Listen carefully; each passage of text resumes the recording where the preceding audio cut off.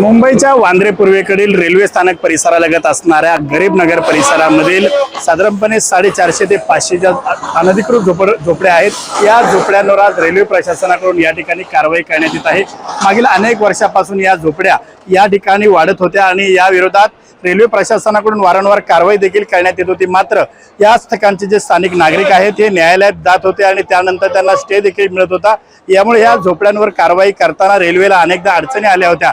मात्र 2017 पासून हे प्रकरण जे न्यायालयात होतं आणि सर्वोच्च न्यायालय असेल किंवा उच्च न्यायालय असेल, या न्यायालयामध्ये गेल्यानंतर या ठिकाणी जे आहे ते आता आज निकाल लागला होता आणि या निकालामध्ये रेल्वे प्रशासनाच्या बाजूने निकाल लागला आणि आज सकाळपासूनच या ठिकाणी साधारणपणे 5 JCB असतील, एक पोकलेन यंत्र असेल, या साह्याने या झोपडपट्ट्यांवर या ठिकाणी कारवाई सुरू करण्यात आली आहे। या झोपडपट्ट्यांमध्ये आपण जर पाहिलं तर मोठ्या प्रमाणावरती उद्योगधंदे देखील चालत होते, मोठ्या प्रमाणावर अनधिकृत या ठिकाणी व्यवसाय देखील सुरू असल्याच्या नागरिकांच्या तक्रारी होत्या।